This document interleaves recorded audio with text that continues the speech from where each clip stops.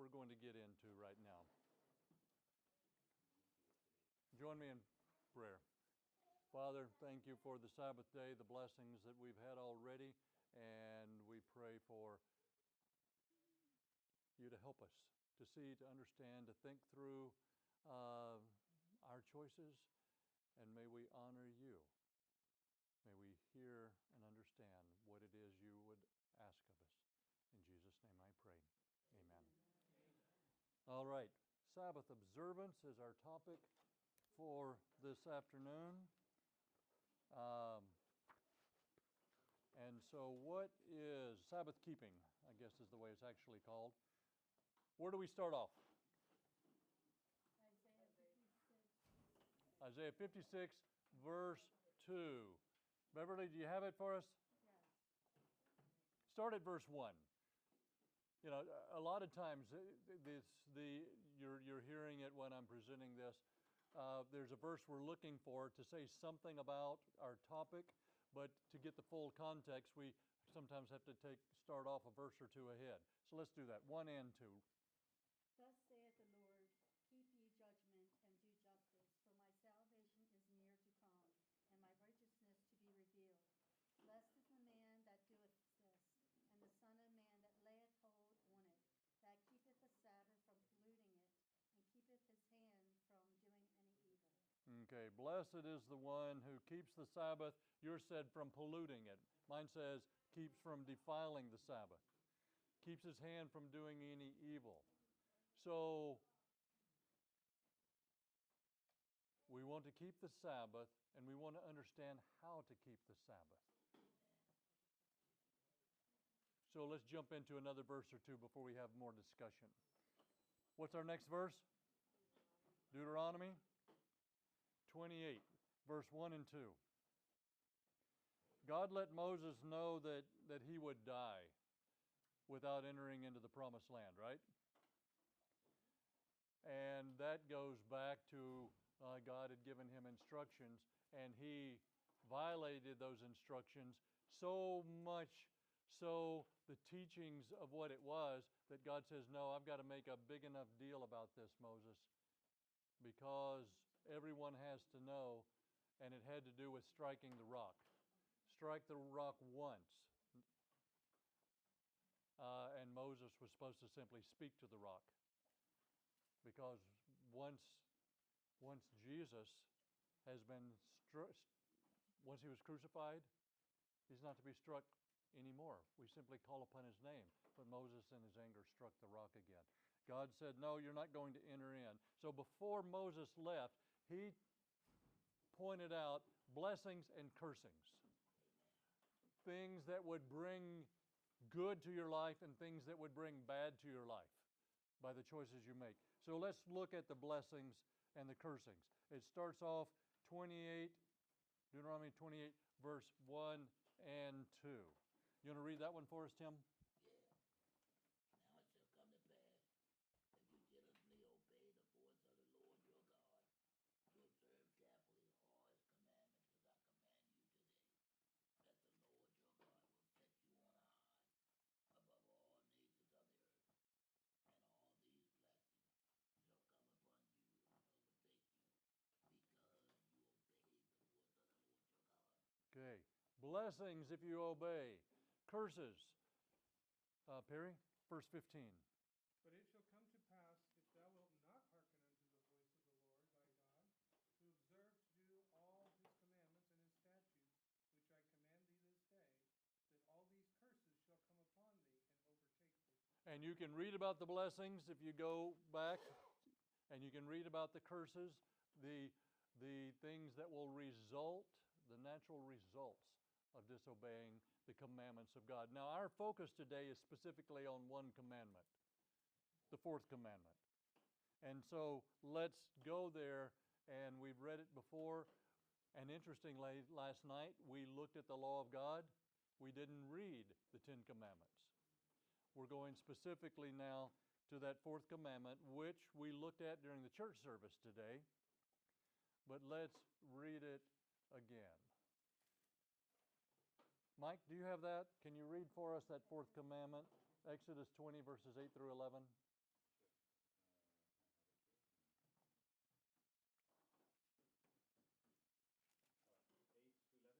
Yep. Remember the Sabbath day to keep it holy. 6 days you shall labor and do all your work, but the seventh day is the Sabbath of the Lord your God. In it you shall do no work, you, nor your son, nor your daughter, nor your male servant, nor your female servant, nor your cattle, nor your stranger who is within your gates. For in 6 days the Lord made heaven and earth, the sea, and all that is in them, and rested on the seventh day. Therefore the Lord blessed the seventh day and hallowed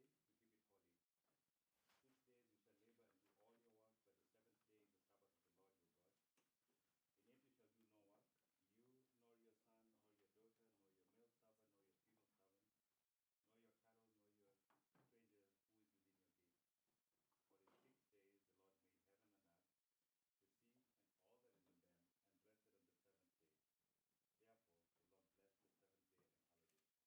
Okay. So God says, remember the day, keep it holy. Don't do what? You or anyone that you would employ. Don't employ someone to work. Don't rent your cows out to work even if you're not. So if you are a dairy farmer, don't milk them on Sabbath, right? No. No? You have to milk the cows on Sabbath And feed the cows. and feed the cows. Yep. Amen. If you're taking care of animals, you got to take care of animals, right? That mean I gotta feed my dog. Yeah, you have to feed your dog, Tim. So, God blessed the day. He declared it to be a holy day. Our next text, Revelation 23, not Revelation. What is wrong with my mind? Leviticus 23. In this chapter, God had Moses to list all the days that he declared holy. You see, he declared more days holy than the seventh day of the week. And they're all in there in Leviticus 23. And they're all called Sabbath days. Did you know that? So open your Bibles to Leviticus 23. I want us to see some things. First of all, verse 3 is the weekly seventh day Sabbath. Starting with verse 4 and following are 7 more days that were to be kept holy throughout the year. They were yearly holidays, holy days. Okay? And that's a correct change of word. Holiday, holy day. It was a yearly holiday, holy day. Some were always on a certain day of the week, and some of them changed around on which day of the week it was because they were a certain date of the month. So which day of the week they fell on changed from year to year, kind of like your birthday changes. It's on different days every year, right? In verse 3, the instruction of the Sabbath commandment is repeated, and that's our next verse. Leviticus 23, verse 3. Joy, do you have that one by chance? Yes. What does it say? 6 days shall work be done, but the seventh day is a Sabbath of solemn rest, a holy convocation. You shall do no work on it. It is the Sabbath of the Lord in all your dwellings. Okay, a day of rest. Does that mean it's a day to sleep in and stay home and relax? With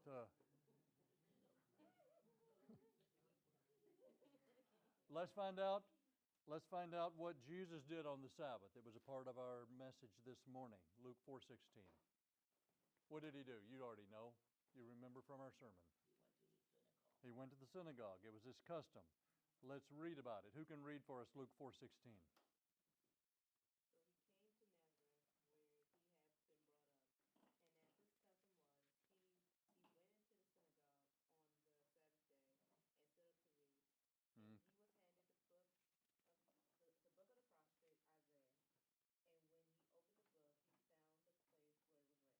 All right.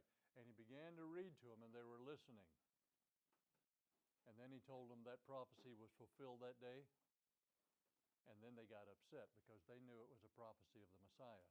And they said, we know you. We watched you grow up. You're not the Messiah. But Jesus' custom was to worship together with believers on the Sabbath day. Now, we're going to go back to Leviticus 23. I should have told you to keep a marker there already. But we're going to go back to Leviticus 23, verse 32, and I want you to see something specifically in here. And this isn't about the seventh day Sabbath, but it's about how time is kept by God in the establishment. And it'll make sense as we read it. verse 32.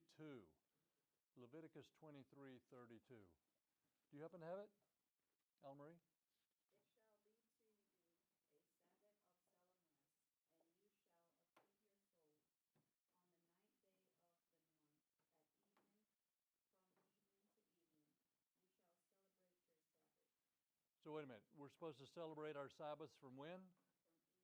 From evening to evening. From evening to evening. The Sabbath is a 24-hour time period. It's not get up, go to church, and then head out for the afternoon for whatever you want. It's not an hour or 2 hours.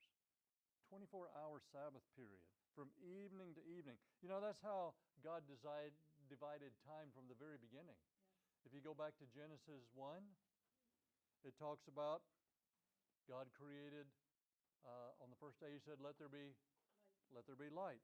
And then it says in verse 8, and the evening and the morning were the first day. His darkness is first. And then he talks about the second day. And then it says in there, verse 10, and evening and the morning were the second day. And then it tells us about the next day in verse 13, and evening and morning were the third day, and so on. Every day was the evening and the morning. When God established time, the evening and the morning. We don't keep time like that nowadays, unless you're keeping the Sabbath according to the way God directed you to. The evening is when Sabbath begins, when the sun goes down. So whenever you read about time in the Bible, when the sun goes down today, what day of the week will it be? Sunday. Yeah. At 9 o'clock, we will have entered the first day of the week, right? Actually, by 8 o'clock. Sun's going down faster and faster. First star. When When the first star appears. the first star appears, then you know Sabbath has ended, or the first day has begun. The Bible speaks of from evening to evening, from sundown to sundown. And so when the sun goes down, but we're also told, don't cut the edges of the Sabbath. Don't work right up to, and then here it is, Sabbath. And as soon as the sun goes down, don't say, hallelujah, I can go do what I want to do. Because then were you really keeping the Sabbath anyway? So I came across a video on YouTube some weeks ago by a man who was trying to make the case. If you look in Genesis 2, 1 through 3, where it talks about God resting on the Sabbath day, it does not specify evening and morning. And he tried to take that and make a case for the fact that God is having a perpetual Sabbath since then all the way to, I guess indefinitely. And so anytime you worship, you're worshiping God on the Sabbath. And that was his argument against the seventh-day Sabbath commandment. That's what you Then how testify can- Sunday. And I thought, I posted a comment on the video. I said, this is the most ridiculous statement I have ever argument I've ever heard about the Sabbath. And he didn't like my comment very much. But I just thought that's the most ridiculous argument. Did you put your picture and address in your comments? I don't think I did. I hope you didn't. I just said this is the most ridiculous thing Yeah. I have ever heard. Then that way you gotta explain Revelation at the end where Oh, yeah. There's so perpetual many rest is places. until the end. There's Yeah. so You many gotta explain places that, in the yeah. Bible where it talks about a day and whatever. Yeah. That was his reason, because it doesn't say Evening and morning. Interesting. in Genesis 2. Yeah, that's funny. And I could agree with him totally, as long as you didn't read any more of the Bible.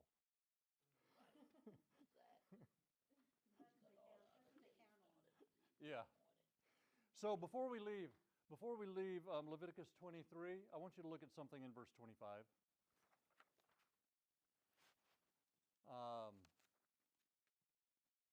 In there, in fact, can you read verse 25 to us? 23. Uh-huh. You shall do no customary work on it, and you shall offer an offering made by fire to the Lord. So this is on that particular day. But anytime there's a Sabbath, you shall do no work. It kind of expanded that. You shall do no what? Customary work. No customary work. We'll, we'll talk about that a little bit more in just a little bit when it comes to Sabbath observance. My job, that's my customary work. Don't do my customary work on the Sabbath. Though, as a pastor, when I first became a pastor, I taught school for years, and then I was asked if I would be a pastor, and I thought, wow, I only have to work one day a week. And then I began to wonder, what day do I get off? But customary work, I would say house chores, doing the laundry, mowing the grass, major cooking, grocery shopping, all kinds of things. We'll talk about some more of those in a little bit. So back to Exodus 20, and this is kind of funny the way, and we're just following Mark Finley's list here. He sends us back to the fourth commandment this time to look at it a little more specifically on something. Focus on this: no secular work. And then let's talk about it. And since we already read it, I'm going to read it again. Remember the Sabbath day to keep it holy. 6 days shall you labor and do all your work. I'm emphasizing. But the seventh day is the Sabbath of the Lord your God. In it you shall do no work. You, nor your son, nor your daughter, nor your male servant, nor your female servant, nor your cattle, nor your stranger who is within your gate. So it sounds like I'm not supposed to do any customary work, but I probably shouldn't call up Stanley Cleaner and tell him, come on Sabbath morning, I'm going to be gone anyway. Yeah. Right? Yeah, when I come back, I want all my floors shampooed. Sherry and I had a discussion a while back and tried to figure this one out. We had a bunch of letters that we needed to mail, and we're going to put them in the mailbox on Sabbath morning. And Sherry says, should we do that?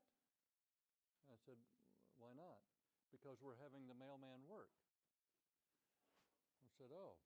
And so we talked about it and realized, well, if we're not going to put it out on Sabbath, and that's not a bad idea to not do that. But maybe we shouldn't mail anything on Thursday because on Sabbath he'll be delivering it.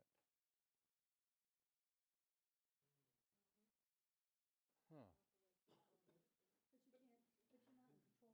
I'm not in control of that. I mean, it's like ordering something from Amazon that tells you it's going to come on Thursday and you have it sitting on Saturday morning and then you're Yeah. schedule. Yeah. But Yeah. Perry? So, in my neighborhood, they come and pick up the trash Friday morning. But when there's a holiday on Thursday, then they don't pick it up on Thursday or Friday. Friday. They pick it up on Sabbath. I actually choose not to put my trash out on Sabbath morning. Yeah. Because I don't want them taking my trash on Sabbath. Yeah. And if Yeah. I have extra trash, I have to make an extra truck to the dump to get rid of it. Yeah. But, that's something that I've Uh-huh. chosen to do because, and it's annoying living in a neighborhood where that's a problem. yeah, But, you do what you gotta do. Yeah. that's what I would do too. Yeah. Yeah, if they can on Thursday, they might postpone it to Friday. But Thanksgiving time, I'm always having to make an extra trip to the dump. Okay. So, and we'll be talking about some of these choices that we make as we kind of think through our own personal Sabbath. Did you have a comment? No, just the first of Saturday. Oh, okay. I mean, because he's ridiculous. Okay. So, another verse that we're sent to now is Isaiah 58. And this is a verse that actually, over the years, has become something very meaningful to me, opens my eyes and helps me understand things. Isaiah 58, 13 and 14. Well, one of the Lampasonas read those two verses for us. If you turn away your foot from the path, and doing your pleasure on my holy day, and call the Sabbath a delight, the holy day of the Lord honorable, and shall honor him,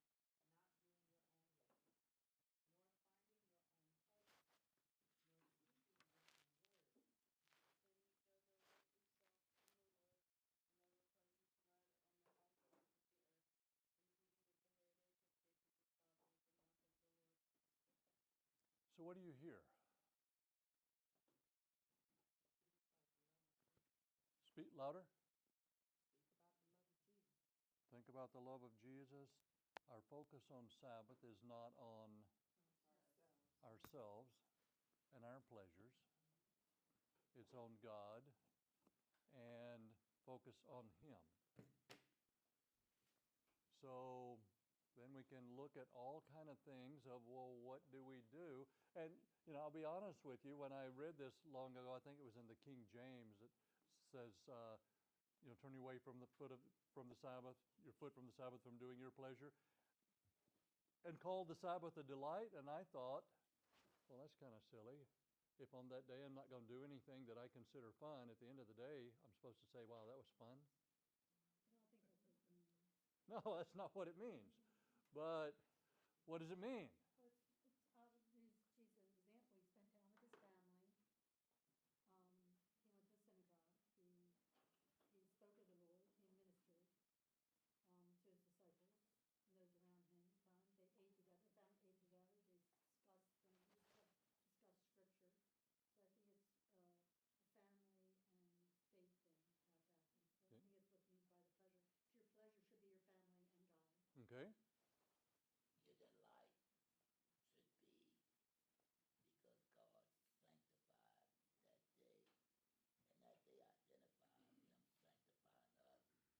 That should bring joy to our heart just because God took time and set aside one day, not six, but one day for us to completely honor Him and forget about ourselves and think about others, think about God first and others than ourselves. Okay. Besides coming to Sabbath school and church, what is something that brings you blessing to do on the Sabbath? Walk in nature. Walk in nature? Run a marathon? What did he say, run a marathon? Yeah. He just got back from Australia from running a marathon, which is amazing. He ran it upside down.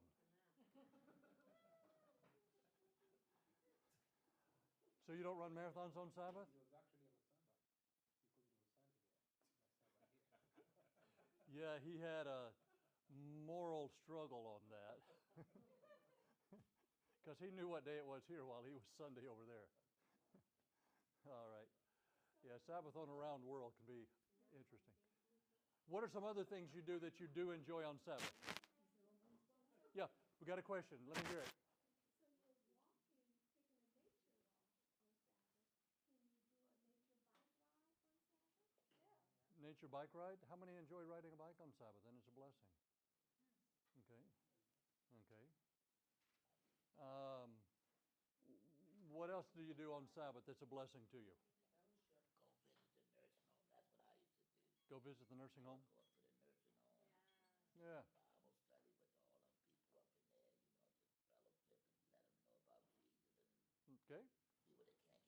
Okay. Bring joy to other people. Nursing home's a good place to do that. Something you enjoy to do on Sabbath? Something we don't do. No politics, no TV. Take a break from it all. Okay. So what you do is take a break from some of the other intrusions. Media and Yeah. Yeah. take a break. Okay. Yes. We have gone camping with Pathfinder. Okay. Swimming? You can't swim, so that wouldn't be a happy day no matter what day. Even if I could swim, I can't swim now with this hole in my Oh, okay. I hadn't even thought about that. Yeah. like a rock. Basically rock. I'm a scuba diver. And to me, scuba diving is taking a walk in nature, except that I'm flying. Scuba.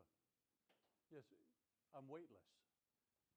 I'm swimming, flying over the top of the beauty of God's creation underwater. That sounds like pleasure, Pastor.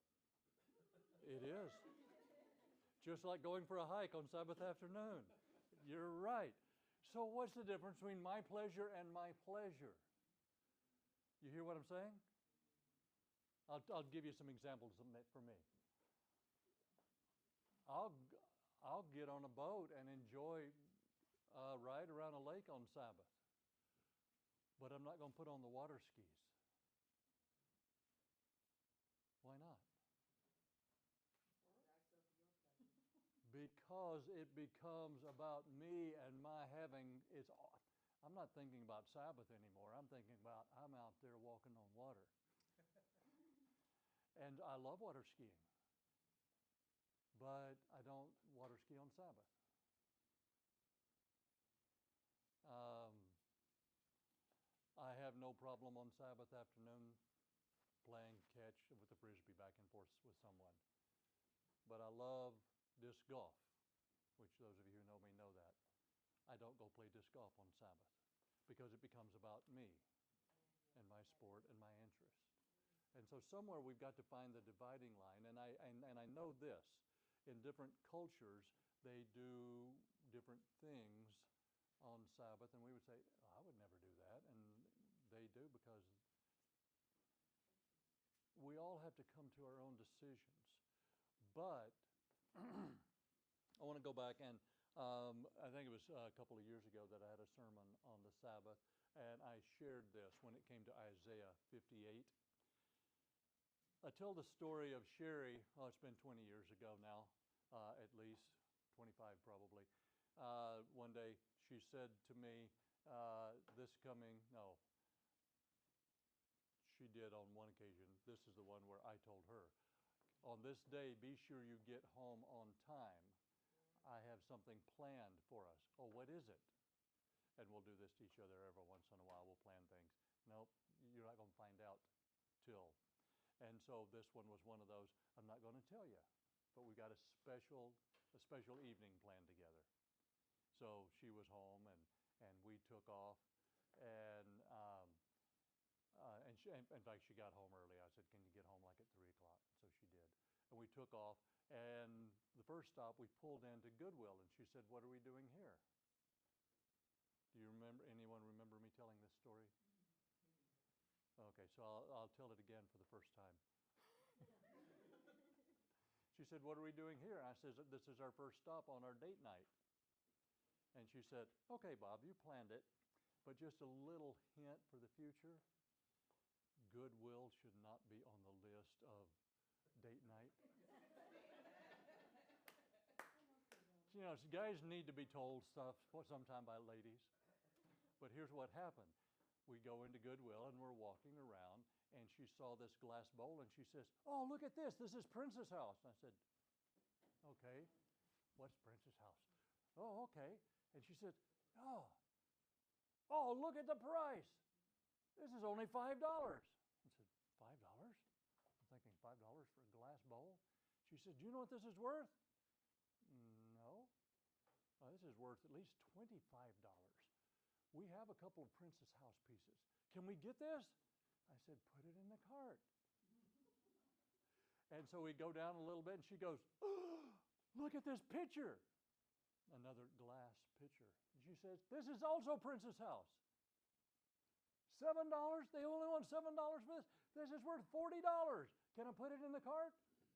Put it in the cart. We went out of there with 3 or 4 Prince's house pieces that we still have to this day. And Goodwill is still on the list of date nights.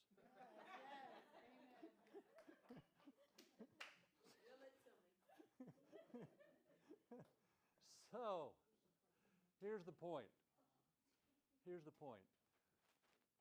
God says, can one day a week I pick what we do on Sabbath? One day a week, Sabbath? Can you trust me to pick some things that I think you'll find is fun? And it may not be something that we would have picked. But once we go with God in the things that He asked us to direct our focus on, we realize, hey, that was fun. Like, how do you have fun going to see old folks in a nursing home? Yeah. It becomes rewarding. It becomes rewarding. When my kids were little, on Sabbath afternoons, we didn't go to the nursing home. We went to the hospital, but they had a wing there, which was like a nursing home part. And we would take Jeremy and Amy, and they were like 5 and 3, or 4 and 2. Anyway, little kids, and we would sing songs. And there was this one lady, she always looked so forward to our kids being there. And she was just so excited, and we were embarrassed for her every time we met her. And it was like, do we go? We know what's going to happen. She gets so excited that she's incontinent. And she would, oh, I'm so sorry, I'm so sorry. I just love the little kids so much. Drip, drip, drip. And so the nurse would come and, mop things up. But we would keep going because it brought so much joy to her to see our little kids. And so when we decide to do what God says is Sabbath observance and keeping the day holy, we learn that was fun. That was fun. So those are some of the things about the Sabbath and things that can bring joy. Our next passage is a story we can learn from as we think about keeping the Sabbath. It's in Nehemiah 13. Now this is a long one, so may I read this one to us? It's a story. Nehemiah has gone back to Jerusalem after it had been destroyed, and he's been given authority and a bank account to use to help rebuild Jerusalem. Okay? In those days, while they're rebuilding Jerusalem, in those days I saw people in Judea treading wine presses on the Sabbath. What's treading wine presses? Making grape juice. Yeah. They've harvested the grapes. They're in the wine press, and people are walking around on top of them, smashing the grapes, and the juice is draining out. Yeah. I saw people in Judah treading wine presses on the Sabbath and bringing in sheaves. What's bringing in sheaves? They're harvesting their fields and loading donkeys with wine, grapes, figs, and all kinds of burdens, which they brought into Jerusalem on the Sabbath day. Oh, they're going to the farmer's market. And I warned them about the day on which they were selling provisions. Men of Tyre dwelt there also, who brought in fish and all kinds of goods, and sold them on the Sabbath to the children of Judah and in Jerusalem. Do you like going to farmers markets? Yes. Yeah. They were having a farmer's market every Sabbath. Then I contended with the nobles of Judah and said to them, what evil thing is this that you do, by which you profane the Sabbath day? Did not your fathers do thus, and did not our God bring all this disaster on us and on this city? Yet you bring added wrath on Israel by profaning the Sabbath. How were they profaning the Sabbath? Buying and selling. It was a market day. They were making their donkeys work. Yeah. So it was at the gates of Jerusalem, as it began to be dark before the Sabbath. What day of the week is it? Friday evening here. So it was at the gates of Jerusalem, Friday evening, before the sun went down. I commanded the gates to be shut and charged that they must not be opened until after the Sabbath. Then I posted some of my servants at the gates so that no burdens would be brought in on Sabbath day. Now the merchants and sellers of all kinds of wares lodged outside of Jerusalem once or twice. They got there to sell, and the markets closed down, so they just set up camp and waited. So then I warned them and said to them, why do you spend the night around the wall? If you do so again, I'll lay hands on you. From that time on, they came no more on the Sabbath. And I commanded the Levites that they should cleanse themselves, and that they should go and guard the gates to sanctify the Sabbath day. Remember me, O my God, concerning this also, and spare me according to the greatness of your mercy. So what do we learn about Sabbath keeping from this?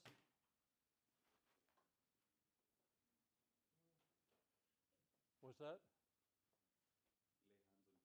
Lay hands on people. Don't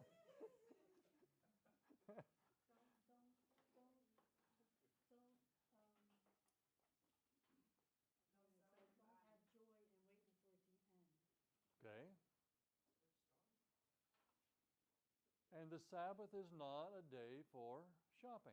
He told the people not to work, and then he told the Levites to go and guard the gates and work. But they waited for it to end. They were just having their Sabbath morning church service there In front of the gates? in front of the gates. Okay. Um, so, is there work that needs to be done on Sabbath? We kind of mentioned that already. You've got farm animals, you have to take care of them. Hospital work needs to be done. Police work has to be done. Teachers? No. No, you don't have to have a regular class on Sabbath. What about Education Center? That's a Sabbath to praise God for the teachers that work the other 5 days in the week, or 6 days a week if you were like me when I taught. You got to have a day of planning. Yes. So, I had a revelation about this some years ago when I realized that, yes, policemen still need to do their job on Sabbath. Firefighters need to be Yeah. available. Nurses and Even doctors. power company employees have to make sure that the power plant is working because there's life-saving equipment that's running on electricity. Not to say nothing about the fact that our church services all need electricity to operate anymore. And so, at some point in my career, I actually had a job where I was on call for an entire week. And, it was supporting military operations. And, I said, these are life-saving services that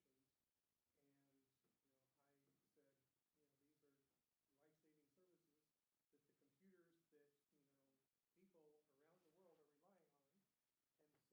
And so I actually was on call and maintaining computer systems on Sabbath because it was a necessary requirement. Yeah. And so, there's different, some people had a problem with the fact that I was on call and actually went into work a few times on the Sabbath. But the way I see it, there are necessary things that have to operate 24/7 Mm-hmm. that our society relies on, and it's necessary that needs to be done. Yeah. We had a member of our church in Oregon that I pastored that worked for the power company, and he never worked on Sabbath. It was not his schedule. But if there was a storm on Friday night, everyone was called in, and he went in. So I had an experience when I was in high school, trying to pay my tuition at the academy. Then I worked for a cabinet factory, which was never open on Sabbath. But I wasn't keeping up with my school bill, so I put in a request for an extra on-campus job. And so the business manager called me in and he says, well, I've got a job for you, Bob, if you'd like it, working in the cafeteria you'll have duties on Sabbath and Sundays. And he told me what they were. And the big work day was on Sunday, where we're taking inventory, stocking the pantries back up with the orders that have come in and that kind of stuff. But on Sabbath, after lunch, I always had to go in and empty all the garbage and clean up around where the kids are dumping their stuff and stuff gets on the floor. So I had to mop that area of the floor and keep that clean. And so the business manager called me in about a month later, and he was upset with me. He said, I gave you a job to do, and I expect you to do the job as I directed. And I said, yes, thank you. I've been doing it. He said, but you haven't been doing your job. And I said, no. He said, you've missed several days. I've never missed. I've been there every time. I've always done what I was asked to do. I have your time card right here, and you have never checked in when you did the work after the Sabbath meal. Not once. And I said, oh, well, you're right about that. I never checked in. But I emptied the garbage, I cleaned it all up, and I mopped the floor. He said, your time card says you didn't. I said, ask the supervisor. Ask the cook. I've never missed a day. He said, then why haven't you checked in? I said, because I don't work for you on Sabbath. I work for God. And this is a necessity that has got to be done. We can't just leave it all piled up there all Sabbath afternoon because it'll be overflowing and be quite a mess. But he said, well, you can't do that. I said, what do you mean I can't do that? You have to check in if you're going to do it. And I said, well, thank you for the job offer then, but I guess I quit. What? I said, yeah, I am not going to work for you on Sabbath. I will work for God every opportunity I get in His service, but I will not check in and have you pay me. And if you insist that I have to check in for you to pay me, then I quit. He said, okay, hold on. I'll go along with you with one understanding. I said, okay, what's that?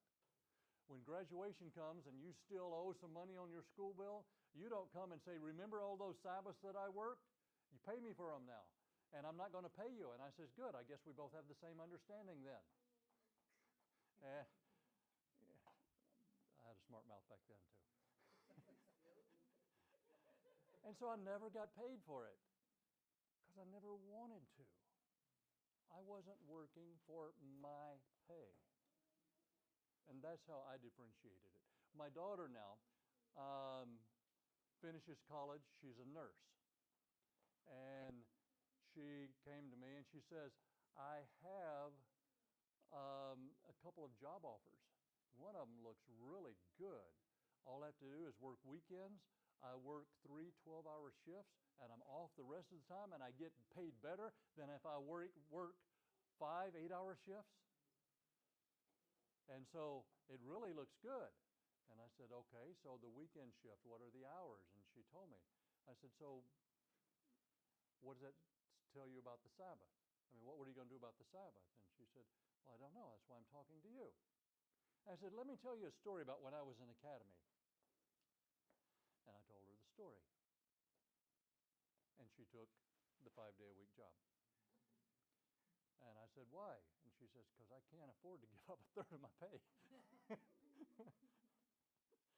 And that was her choice at that time.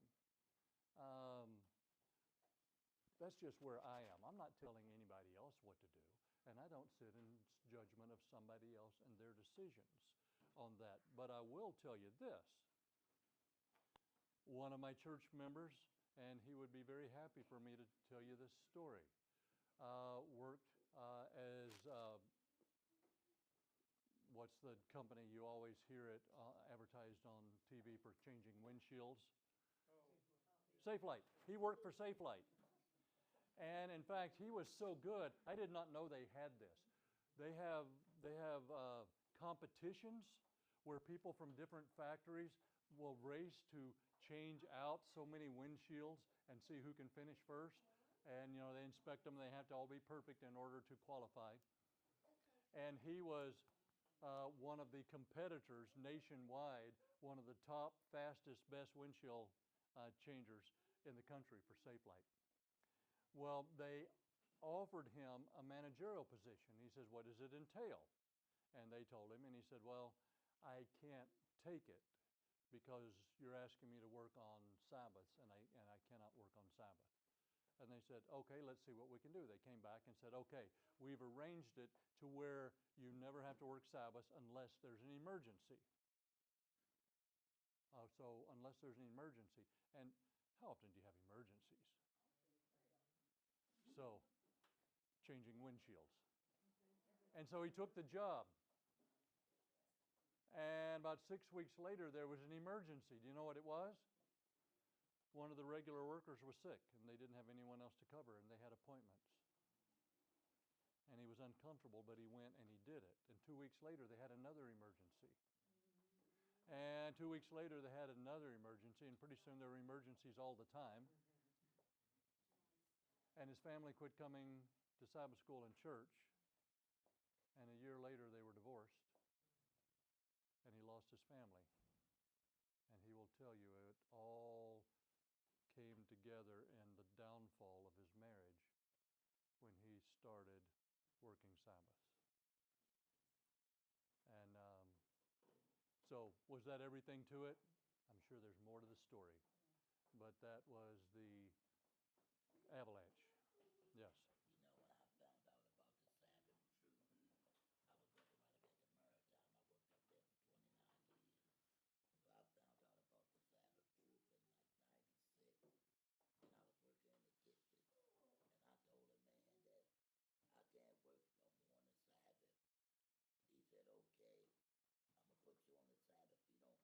He said, okay, I'm going to put you on the Sabbath. If you don't come in, you know, they're going to get rid of me. I said, I'm going to tell you now, I'm not coming in, so you might as well get somebody else. They didn't fire me because they had a position open in maintenance for a driver, so I applied for that. And the guy let me get the job. He asked me, he said, well, you tell me you might have to work 1 or 2 Sabbaths out of the year. I said, I can't do it. He said, okay, we'll work something out. He worked it out where I don't have to work no Sabbath. And I worked there for another 22 years. Okay. Yep.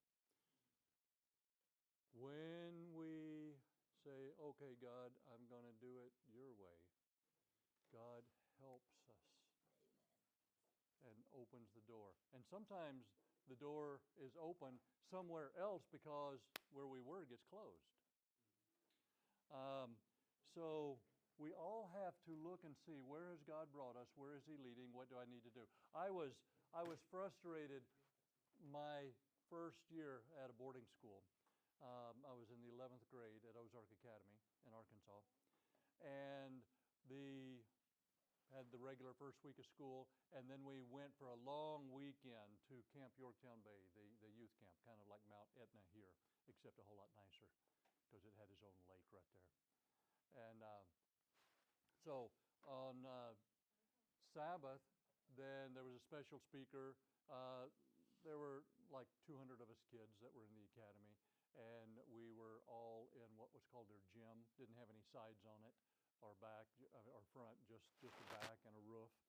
And we're under there. And after Sabbath lunch, then a bunch of volunteers are asked to go up and rearrange the gym chairs and everything. And I went and I looked and I thought, what is this?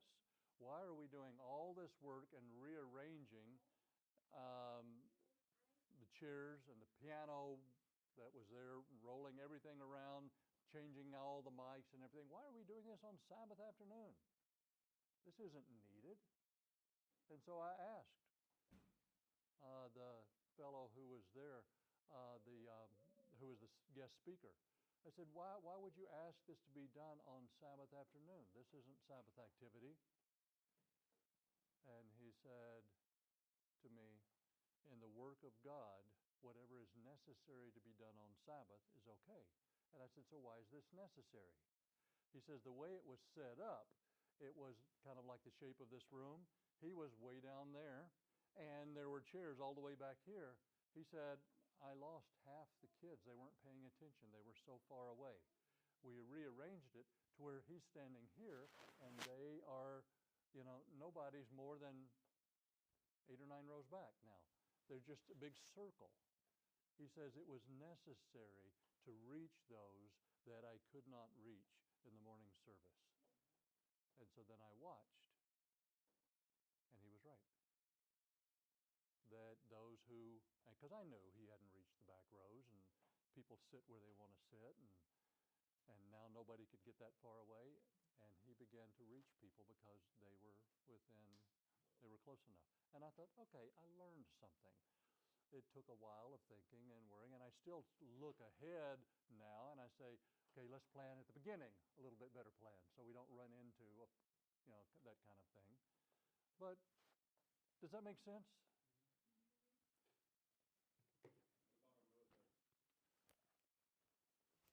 Military is a 24-hour-a-day, 7-day-a-week position of safety for our country, isn't it?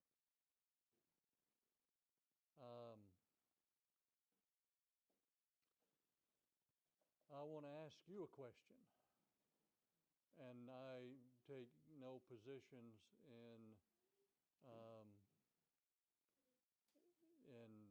the Israeli issue, except for kindness and mercy to all people.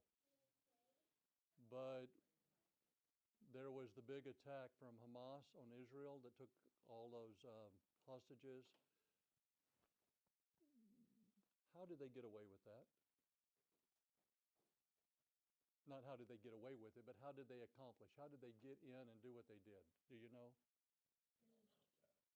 They withdrew they had regular troops all along that border and stands and on ground. And they had a festival there all year, and they reallocated the troops at that time. They became complacent because they haven't had an issue. Mm-hmm. So they resituated their troops, and so when they came in, the troops that were there were killed. Yeah.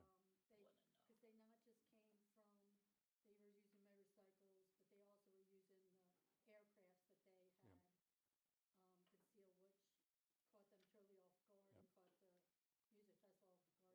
So they were able to ram down the fence, and they just went right through. Okay. So they weren't prepared, and it was a holy day. Yeah. It was a holy day where they were even pulled back even further. So the enemy knows that if you step down on a holy day, that's the day to attack. So That's what in Revelation says, pray that the last day doesn't come on a Sabbath. yeah. Yeah. So what about the military? Our military takes no consideration of there are some jobs that don't need to be done on Sabbath, and you're in the military and you've had to deal with some of that. And I trust your time in prayer with God and how to be of service and to make a difference is leading you in those decisions. And I trust that to you and God for that decision. You remember that guy named when he joined our army, he refused to carry a gun. Oh, Desmond Doss? Yeah.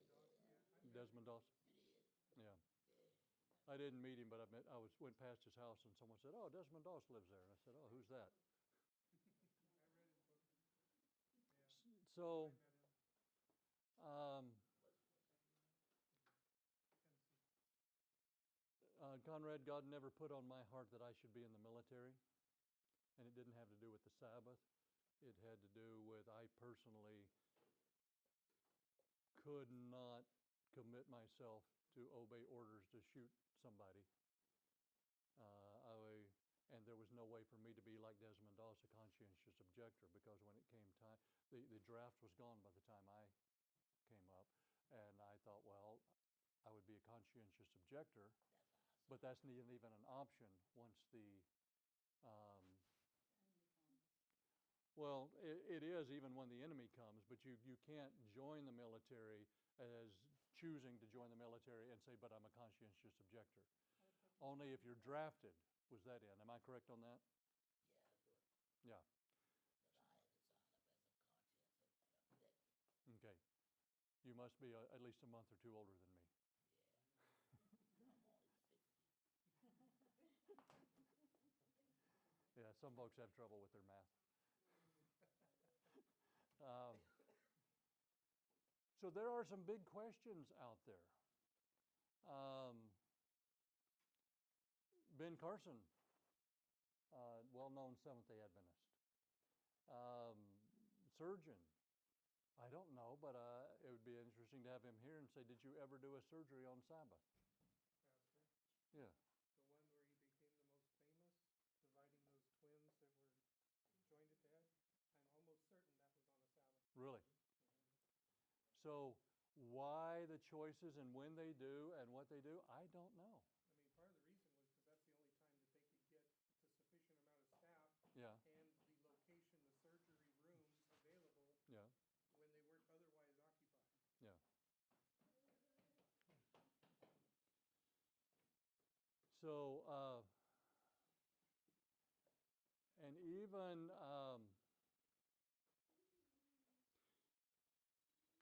King David pointed out that there were some things that maybe weren't supposed to, expected that you don't do, like going in and eating the bread off the table in the temple. But when his men are starving and that's the only food available, eat the bread. Eat the bread. human life is important. And there's another Bible verse in there somewhere that says, if the ox falls in the ditch, that's the next one. Let's go to it. Matthew 12, 11 and 12. We're going to start with verse 9. 9, 10, 11, and 12. Gloria, can you read that one?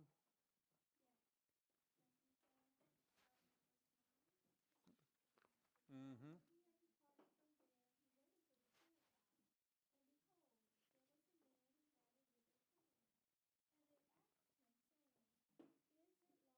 And they asked him, saying, Is it lawful to heal on the Sabbath? That they might accuse him. Then he said to them, What man is there among you who has one sheep, and if it falls into a pit on the Sabbath, will not lay hold on it? Will not lay hold of it and lift it out? Of how much more value then is a man than a sheep? Therefore it is lawful to do good on the Sabbath. Then he said to the man, Stretch out your hand. And he stretched it out, and it was restored as whole as the other. All right. So, is it lawful to heal on the Sabbath? Jesus' answer was yes. Yes, absolutely. You know, Go ahead. I think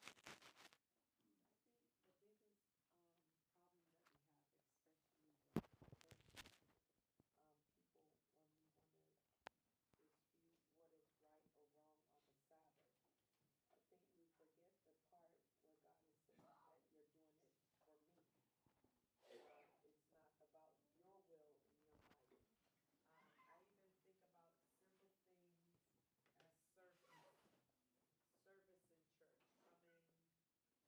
you have the gift to sing, and you won't use the gift because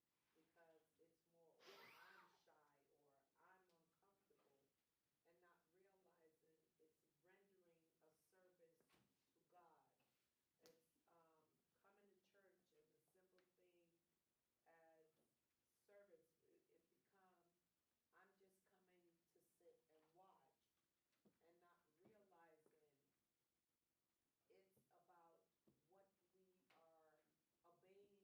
and not realizing it's about what we are obeying, what God wants for us, knowing that He is going to remove the fear, He's going to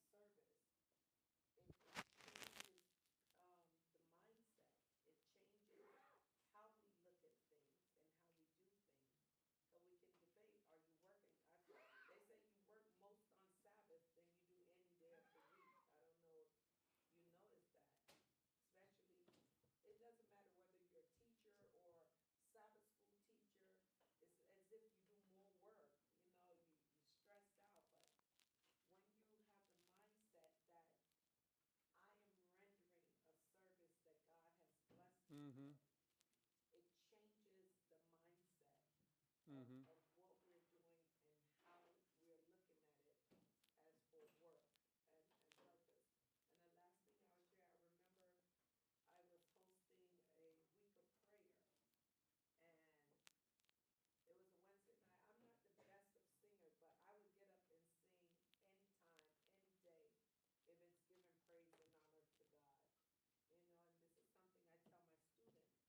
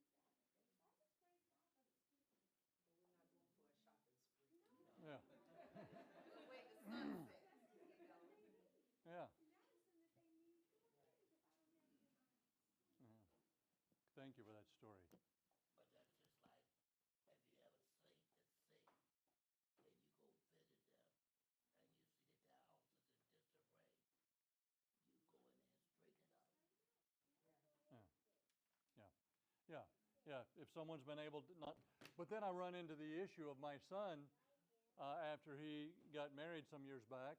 Then every Sabbath, instead of coming to Sabbath school and church, he was going over to his mother-in-law's place because she had a large lawn and he had to mow her grass, take his chainsaw and cut up fallen limbs, clean up because there's been a terrible disarray.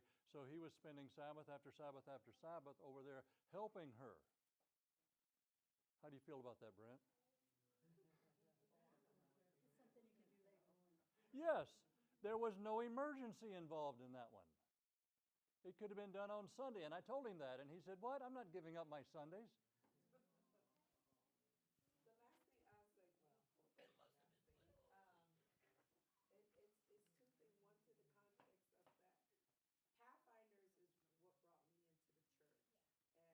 And one of the greatest things we had used to go on Sabbath, and I went Seventh Day Adventist. I really didn't know anything about it, and they used to take us to visit the shut-ins on Sabbath. And I remember one Sabbath we went to one of the shut-ins, very old, they couldn't do anything for themselves. And we went in to have worship with them and to bring the Sabbath, to worship with them. But when we got to the home, the dishes was piled up. I mean, the house was just in a disarray. So our Pathfinder, one of the leaders said, you know what? Let's get this house together. Let's do the dishes, give them some peace. I mean, it was in disarray. And another person, they had a problem. Oh, it's Sabbath, but, and we're like, no. So all the Pathfinders got together and we cleaned the house. And then we were able to sit and have worship. Mm. And it did something Mm-hmm. different, not only for that person, but for myself as a youth, as a Pathfinder. And it gave me an act of service. And it's something that I realize even with my children, and I bring it to my students. Joshua would tell you, we're about acts of service. And if you can bring it, but on the flip side of that, we have where on Sabbath, because people don't want to take away from their Sundays or they're too busy in the week, we will now use Sabbath to host all of our meetings. There's Yep. that's something like, is that Sabbath worthy? Or, because I don't want to take up my Sunday time, or Yeah. I do not want to give up a Wednesday evening because I prefer to work extra hours at work. Acts of service versus hosting a meeting out of convenience. Yeah. Church board meeting, Do what? like a church board meeting. Church board? Yeah, we don't have a church board meeting on Sabbath. Thank God. Um, with that same thing, though, I was a boys' dean for a number of years in charge of the boys' residence hall at boarding academies. And I would tell the boys every year, they would get into the habit of eating lunch, coming back, and sleeping all Sabbath afternoon so that they could get up and party all Saturday night. They wouldn't go to any of the afternoon activities or not. No, it's the day of rest. And so I told them plainly, I said, if you are sleeping all afternoon so that you can party all Saturday night, you're not keeping the Sabbath. Is taking a nap on Sabbath afternoon okay? Sure, it can be okay. It can be okay. But what's the purpose, and what are you stepping away from something that God could be calling you to? Mark 2:23 through 28 is another story of the Pharisees and Jesus and the Sabbath. Starting in verse 23, Mark 2. Now it happened that he went through the grain fields. And this is the story we referred to today during the church service, but we're going to read the whole story. He went through the grain fields on the Sabbath, and as they went, his disciples began to pluck the heads of grain. And the Pharisees said to him, Look what they do, what is not lawful on the Sabbath. But he said to them, have you never read, and this is what I referred to before, what David did when he was in need of hunger, he and those with him, how he went into the house of God in the days of Abiathar, the high priest, and ate the showbread, which is not lawful to eat except for the priest, and also gave some to those who were with him. And he said to them, Jesus said, the Sabbath was made for man, not man for the Sabbath. Therefore the Son of Man is Lord also of the Sabbath. Exodus 16, another powerful story. And this is before they got to Mount Sinai. Exodus 20. Exodus 16, and you can read the chapter for the whole story. Our verse is verse 28 through 30. The whole story is that the people were hungry. And they said, oh, if we'd have only died in Egypt, we're going to starve to death. And God told Moses, tell them I'm going to take care of them. And part of that taking care of them is in the morning when you get up, there's going to be something on the ground. I'm going to provide food. And everyone gathers so much per person. And if you gather too much, it's just going to go bad. And so there were people who gathered too much. And it went bad, and it stank, and had worms and stuff in it. Oh, this is a problem. And so they didn't listen, but they figured out, okay, we've got to do what God says. And then Moses reminded them, tomorrow, the Sabbath, there'll be no food. Not tomorrow. I think he probably told them on Thursday. Tomorrow, you gather twice as much, and it will not go bad during the dark hours of the Sabbath. Because on Sabbath morning, there's not going to be any manna there. And there were people who didn't listen, and they went hungry that first Sabbath. So Exodus 16, 28 through 30, here's what God said to them. Al-Marie, can you read that one to us, 28 through 30? And the Lord said to Moses, how long do you refuse to keep my commandments and my laws? See, for the Lord has given you the Sabbath. Therefore, he gives you on the 6th day bread for 2 days. Let every man remain in his place. Let no man go out of his place on the Sabbath day. So the people rested on the 7th day. Okay, what can we learn about what God wants when it comes to the Sabbath? He'll provide for us what we need. He'll provide for us? When we are obedient. You know, miracles happen when we are obedient to God.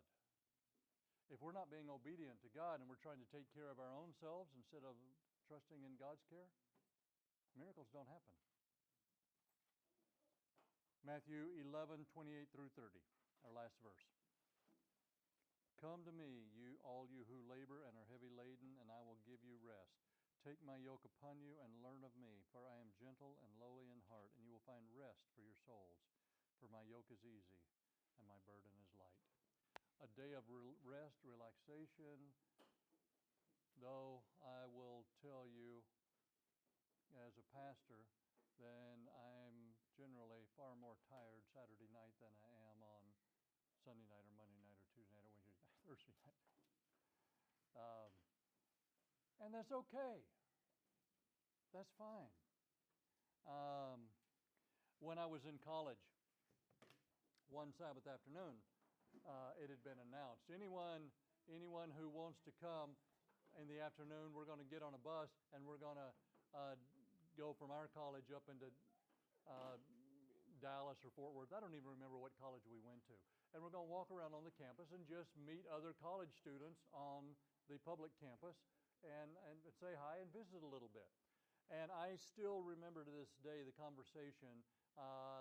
Me and 2 or 3 others, we were always supposed to be in groups of 2 or 3 at the minimum. Then we met up with 2 or 3 others in passing and saying hi, and as we're talking, then one of the fellows said, so how is it that you guys are able to be here instead of home studying or in classes? And we said, we don't have any classes on Saturday. This is the Sabbath of God. What? You never have classes on Saturday? No. Well, what about your homework? Well, we never do homework on Sabbath. We put everything aside. And he said, you are some of the most lucky people I have ever seen.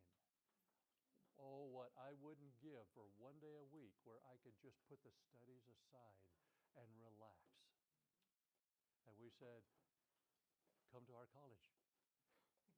He didn't. He might have later. I don't know his name. Pastor, I heard a story once about a man who was a plumber for his job, his occupation,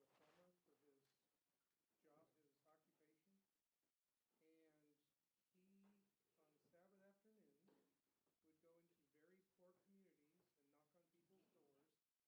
knock on people's doors and ask them if they had any plumbing problems. And, they might have a leaky toilet,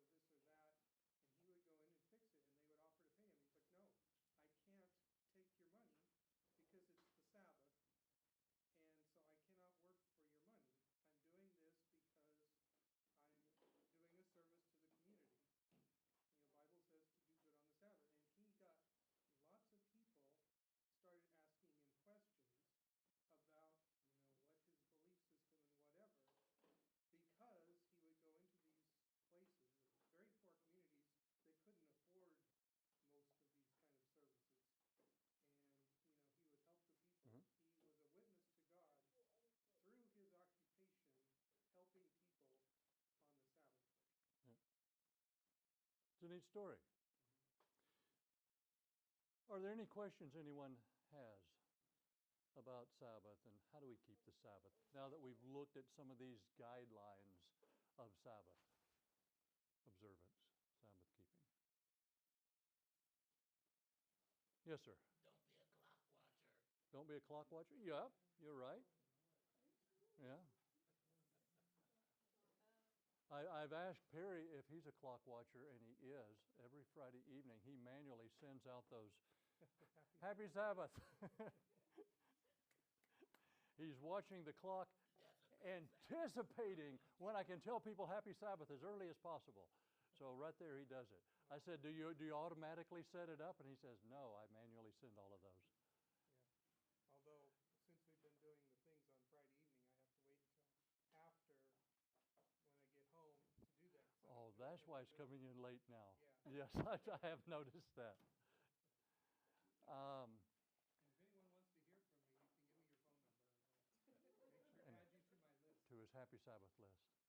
I appreciate that. Yeah, this when we make doing good for others in such a way that it's not taking away from our walk with God. What a blessing the Sabbath is. And it's fun. It's fun. And if something can be put off till the next day,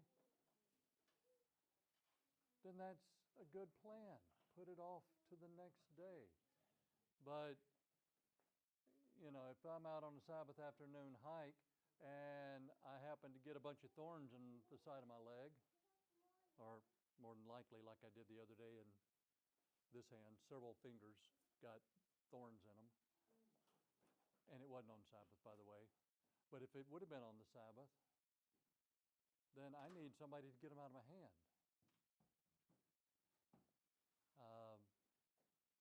And when it comes to Sabbath, we tend to not put stuff in the mailbox on Sabbath morning. And we tend to not get our mail, or at least if we do pick it up on Sabbath, we just come in and lay it on a table inside. And we don't sort through our mail on Sabbath. And if we get a package from Amazon, we just set it inside the door and we don't open it up. We just put those things aside. We don't turn on the TV to watch a movie or anything, though I will say my father-in-law, I'll go down and what he does is on YouTube, then you can be hooked into inspirational piano music and stuff, playing hymns and stuff. He has that playing. Well, that's nice to sit there and watch that. And we had the music here. We just didn't have the video just a little bit ago. It's a blessing. If we are doing something that is distracting us from our walk with God, that's where Sabbath breaking becomes an issue. But if we are blessing others through our, and we ourselves are being blessed through the mindset of worship of God, that's what God wants. I had a coworker some years ago. He lives down in Waldorf, Maryland, and they had a storm that came through, and it did some damage to his roof. And this roofer came by his house and helped him, temporarily fix it. And he said, tomorrow I will fix it properly. Well, tomorrow happened to be a Sabbath, and he came and he fixed it properly, but he said, I can't take payment because I'm a Seventh-day Adventist, and so, I wanted you to get your house properly covered, and he refused to let him pay him, because, and I guess that was his business, his roofing, Yeah. and so he was helping Yeah. neighbors who needed Yeah. assistance, and he told me about that. I remember one Friday evening as a boys' dean at Academy in Texas. Then I'm making announcements over the PA system. 5 minutes till we leave the dorm to head for Vespers tonight. And right about that time, in came one of the boys and says, Dean, all the toilets in the restroom are overflowing. I said, all of them? All of them. I go down there and look, and sure enough, they're all overflowing. And so I got on the phone and called the maintenance guy and said, were you coming to Vespers tonight? And said, yeah, I'm walking out the door. I says, change clothes. I'm changing clothes. We got a problem. Sent all the guys to Vespers, and the maintenance guy and I figured out where the problem was, and the way we ended up what we ended up having to do is out in front of the dorm off to the left. Then we had to dig a hole where the septic system was because we opened up the tank and nothing was coming through, and we ran lines and we knew how far we had run. The problem was right there within this far of going into the tank, and so we dug, and the pipes are there, and the maintenance guy says, and I'm the one down in the hole. He should be. He's the maintenance guy. But I'm a young guy, not even 30 yet. And he says, okay, what I want you to do is take this pick, and I want you to punch a hole in the pipe. I'll fix the hole later. Punch a hole in the pipe. And he pointed to where, so I punched a hole in the pipe. And he says, okay, now that's there, because now you're going to punch a hole up here, and you better get out of the hole real fast. I jump out of the hole, and it goes over and down and into the tank. And so then we cleaned up, and we put some boards over the top of it, and we weren't fixing it the next day because it didn't have to be fixed on the Sabbath hours, but it had to be unplugged on the Sabbath hours. Does that make sense? Yeah. So that was just a few weeks before school was out, and I left the school. I was invited back the next year and to be the speaker for graduation. Some of the community kids had built a ramp to jump over the hole that we had dug because they hadn't fixed it yet. Really? Now that's sad, but anyway. I was gonna say, when I first learned about the Sabbath keep and became a Seventh-day Adventist, I used to work Thursday, Friday, Saturday, Sunday. So I had to go ask for a different shift or day off, and God opened a way that I got a new shift practically made for me. Good, good. From that. When we seek the will of God, He opens the door for us. So, Sabbath keeping, honor God. There'll be questions, do we do this, do we do that? Honor God. You never know how your faithfulness can open the door for others. When I was working at the United States Naval Academy, the academy has over 40 sports, and most of the time I was begged or almost directed to go to sports games, and I never went unless I was required because I had special duty.